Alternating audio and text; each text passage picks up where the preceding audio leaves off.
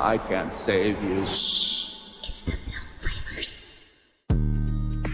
Hi, I'm Chris. Hi, I'm Robert. And we're the Film Flamers. Today, we're bringing you some hot takes. Well, just one, really. Yeah, but, you know. For those of you who are new to this particular episode segment, Chris and I pick a movie to watch, and we just give you our initial reactions. I guess one would call that a review. Yeah. We're also watching things that just came out, and that's the kind of the point behind the hot take. That's right. So that we can tell you whether you should watch it or not. Mm-hmm. So this particular episode, we will be covering Velvet Buzzsaw, which came out on Netflix early February. That's right. And before that, it had its grand premiere at Sundance Film Festival. And I think it played in theaters for a week in certain markets and then was released to Netflix. So it technically was a theatrical movie as well. Yeah, and I think they only do that so they can be considered for awards. Uh-huh. Mm-hmm. So this is a film that stars an amazing cast. I mean, we've got Jake Gyllenhaal, we've got Rene Russo, Toni Collette, a bunch of others. Man, John Malkovich is in this film. This is an amazing cast. That's right. And in my opinion, their acting is kind of top-notch. I didn't love this film, but I feel like a lot of the people in our horror community actually actively disliked this film. And I don't really see why. Even on Rotten Tomatoes, 66% of critics gave the film a positive review. The consensus reads, if you only watch one art world satire with horror overtones this year, it should probably be Velvet Buzzsaw. Well, it could probably only be Velvet Buzzsaw, but... Well, I liked the message. You can't describe, value to art. And I thought that was fairly obvious. A lot of people just didn't see the point. And they thought it was about the art world or the cynicism or whatever. And there is some of that in there, especially when the guy walks into this warehouse and basically sees a pile of trash and is like, oh, I love it. And he's like, that's trash. That's not the art. Yeah. So, yeah, this movie is chock full of horror and social commentary and interpersonal drama.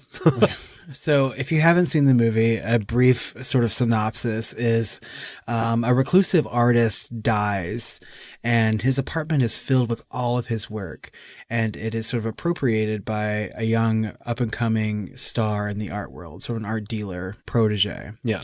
And the art itself is sort of haunted, and the people who start to, value their greed over the art are sort of picked off one by one. Yes. Almost in a very Ring sense. Yeah, basically anyone that's had a hand in dealing or selling or presenting it, with one solid exception, I would say, which is kind of like the secretary person that keeps like changing hands as far as who she works for. So we have Jake Gyllenhaal playing a art critic. And he's sort of, waffling back and forth between the ideas of being an artist or in it for the money. And then we have Rene Russo playing the owner of an art gallery who really has completely changed and everything about it is money to her. I love when someone comes in, like this big guy, like comes in to like threaten her, essentially, for like not carrying an artist in her gallery. And you think like he's going to really intimidate her or whatever. And she just stands up and gets in his face like lightning fast and says, back the fuck up. And I just did not expect that. And I just love her character. I also like her name in this movie a lot, Redora Hayes. I mean, that's just like, this movie is so, to me, well written and well acted. And I found it like whimsically scary. Whimsically. Yeah. I had such a fun time watching this movie. And I came in really not knowing what to expect. Well, did you find it strange that the cast kind of matched? Like they look like they should have those names. Like Jake Gyllenhaal's name is Morph. Mm-hmm. Morph, right? And Rene Russo, of course, is Redora.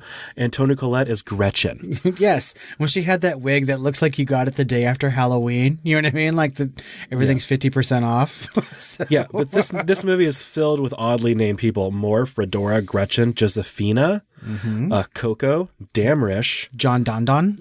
Yeah, Ventril, Claudio. Yeah, there's a lot. I mean, I just feel like the writer-director had a good time writing and making this movie. And he previously directed Nightcrawler, also with Rene Russo and Jake Gyllenhaal. Have you seen Nightcrawler? No, I've not seen this director's other films, and I really feel like I missed out. Nightcrawler is good. It's very dark, right? And it really shows you some crazy dark human drama. And I think that he's actually married to Rene Russo. I could be completely wrong, but I think they're married. Really? So that could be why she's being cast in all these movies. But yeah, she's married to Dan Gilroy. That's who it is. Yeah. Dan Gilroy is the director of these movies. I didn't know that.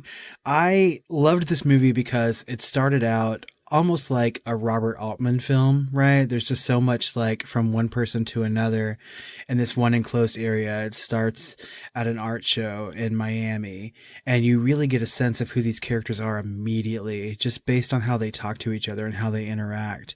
And it started out not quite a horror movie at all, right? And it wasn't until we get to see these paintings that this reclusive artist has made that the horror really comes out. And when the horror does, it's so much fun.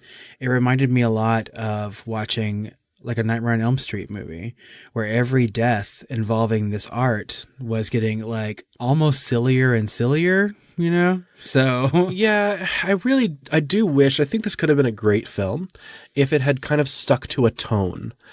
And because I got really creeped out in the deceased artist's apartment. Oh, yeah. And some of those paintings, you know, but I really feel like there was a missed opportunity to make those paintings kind of come to life a little bit instead of every other piece of artwork come to life. And I don't know, there was some creepy stuff. There was like a mannequin art, an animatronic art, where this guy keeps saying like, "I can't help you," you know, and other creepy things. And he was pretty creepy looking, but they kind of, I don't know, they didn't really do well with that particular scene either, because that animatronic, of course, is used in a death scene as well, but you don't see it happen. Right. So I feel like they could have gone a lot further with this stuff. I think the horror should have gotten a little bit darker, a little bit further, you know, because the tone was a little bit all over the place. Well, and I'm okay with that, just because, like I said before, it was sort of whimsical, and there's a lot of, you know, horror whimsy going on. A man gets pulled into a painting by a whole bunch of monkeys, you know what I mean? And it's just like, it's fun and, you know, silly and shouldn't be taken super seriously. I don't think that the director wanted it to be taken super seriously. Yeah, and I can't, like, some of my favorite killings I can't talk about without spoiling it. Yeah. You know, there's especially a scene at the end, which is really interesting. I didn't see that coming. I watched this with my sister, who you may remember from Annabelle episode. She saw that coming, apparently, but I did not. And I really enjoyed it. Yeah. I thought this movie, for one thing, I thought this movie ended appropriately. I think so too. Are you talking about the very, very end of the movie? Yes. Yeah. Okay. Yeah. We really can't spoil that. And like, we will spoil some things in other episodes, but a hot take, guys, we just can't. We can't spoil it for you. But it is one of those movies that just makes you go, huh, at the end, right? And if it doesn't, I don't think you got it. It's true. Or if you got it, you just don't care. Which is fine. You know, the film is subjective, art is subjective, and that's kind of the point of this film. Movie. Yeah. You know, is that, you know, you can't describe value, and it is subjective. What some people might think of as art is not art to others.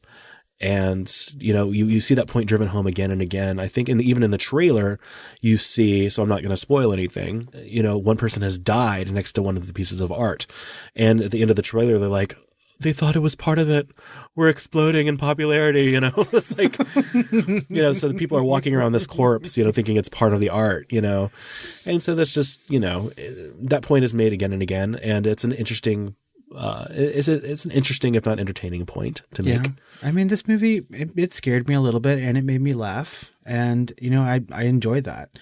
I think that we'd be remiss if we didn't talk about how fine Jake Gyllenhaal is in this movie. I've never thought of him as very attractive personally. I know you and I have had this conversation before, and you don't find him attractive, and I just don't know why. He's so dreamy. I like dark hair and blue eyes, but I mean, that's a thing for me. But it's for some reason with him, he just has like this level of goofiness to him, and especially this character has. Maybe I find that endearing. And of course, this is the first film I believe, besides the obvious Bareback Mountain, Mountain, that he plays a gay.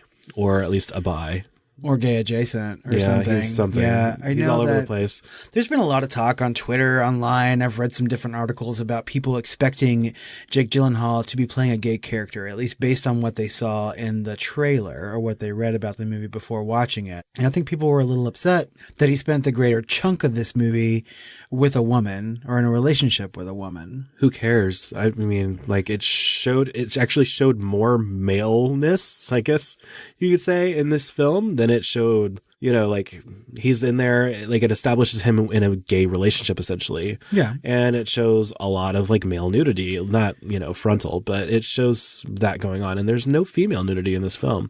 So it's like, I don't understand that as far as a complaint. It's like you're complaining about a character's sexuality. It's like bi people exist, you know, it happens. They you know? do. And I think too, in this particular character, I mean, just from watching the movie, and I've seen it twice now, I don't think that he's gay, bi, or anything. I think that he really picks his sexual partners or his relationship, you know. From a mental level. Yeah, not even a mental level, from a visual level. He's an art critic. He spends a good chunk of that movie discussing the tone of his, you know, girlfriend's skin, right? Yeah. It's a perfect combination of this color and this color. He doesn't see people as a gender so much as he does something that he can admire from afar, like a piece of art. Yeah. It's very aesthetic to him. Right. And so, I mean, it doesn't matter who he's with, really. I think by and largely, he seems pretty gay to me in this movie, even when he's, you know, fucking a woman. He just seems whatever, like but a weirdo to me. I don't know. I like it. I would totally be there for that. I mean, like, what do you think of this piece of art? But tell me about it with your shirt off. I mean... Yeah, for his character, he seemed oddly ripped. Yeah? Does he look like that all the time? Have I missed some movies with Jake Gyllenhaal where he's just like... No, he's pretty much been ripped in every movie since like for the last 10 years. I think the only movie I can think of where he's not ripped is Donnie Darko. Oh, because he was like 12 when that movie came out, right? No, he was like 18, but... Yeah, well, he hadn't had time to get or ripped. older. So when I was watching this movie, Chris was on vacation with his sister, and I sent him a message that said the amount of time that Jake Gyllenhaal is without a shirt in this movie is astounding. And I mean, if that's my one takeaway, I mean, I don't know. Yeah. Well, I'm not going to ascribe a value to this film or to the scenes where he's shirtless because I took away the point of the film. So. Well, like looking at a piece of art, I just rewound the scene where he was sitting on that chair with no clothes on. Well, sometimes you have to do that if you need to properly critique. That's right. Yeah. I mean, you really have to put yourself in that situation and really start to like imagine. Did you do sketches? Yeah, I sat there and sketched it. Like you were in the Louvre or something? That's right. That's exactly what I did. I'm now a student of art. Well, it sounds like we both definitely recommend Velvet Buzzsaw for anyone. I mean, especially since, like, if you have a heartbeat at this point, you have Netflix subscription. That's right. So there's no reason like, not to watch it. Yeah, anyone could just turn on the telly and watch Velvet Buzzsaw. But we have to give it a rating out of 5. So we do. We need to do that. Out of 5, I don't know, stars. Out of 5 paintings. What? I mean, what would you rate this movie? 3.5 out of 5 Velvet Buzzsaws. That's a lot higher than I thought you would do. I would also do 3.5, and I think I liked it more than you. Wow. So, well, I mean, there's great, and then there's good, and then there's meh, which is a 3. So this is somewhere between meh and good. Yeah. No, maybe on that scale, I'd give it closer to a 4. I don't know. Let's just say it was good. It was good. Yeah, it's I worth would watch watching. it again. Yeah. In fact, I have, and I'd probably watch it for a third time. If you like large ensembles and smart scripting, yes, and definitely. great visuals and some creepiness and some horror adjacency and some funny, some social commentary, watch this film. Let's just say this is the most fun that I've had watching a horror movie, you know, that I could just watch mindlessly and have a good time since I Know What You Did Last Summer. Really? Yeah. I mean, like, I didn't tear the movie apart. I wouldn't say this is a mindless film at all. Well, and that's just how I took it. I just had a good time watching it. I just sat there and watched it and enjoyed all the different let it wash aspects. over you. Yeah. Yeah. Like paint. Oh my God. Okay, guys. Let us know what you think of Velvet Buzzsaw. We know a lot of your opinions already, at least the people that we talk to online. Tell us what you think of our review. Do you agree or disagree with us? And you can do that on social media at The Film Flamers on Twitter or Facebook. Or you can email us at tiredqueens@filmflamers.com. That's right. You can also go over to Patreon, where you can listen to all of our bonus content for as low as $2 a month, and there is quite a bit of it out there right now, and that's at patreon.com/thefilmflamers. That's correct. If you have some suggestions for movies for us to watch for another hot take, let us know. We are open to all kinds of suggestions. In fact, I will watch pretty much whatever you tell me to. Me? What? Oh, no, I'm speaking to the public at large. Oh. I'm not going to watch what you tell me to watch. What will I do with this power? Well, guys, until our next hot take. Sweet dreams. I cannot save you. At once, I built a railroad. I don't know, what else does he say? I don't know. Like, I didn't remember that one. That's what the robot says, whatever, Hobo Man. I can't help you. Or I can't say... Oh, yeah, I can't save you. Ugh. And he doesn't. Yeah, well. Sweet dreams, Jake Gyllenhaal. He's mine. You can have him. That's okay. We're just rambling on now. Yeah. Time to order some pizza.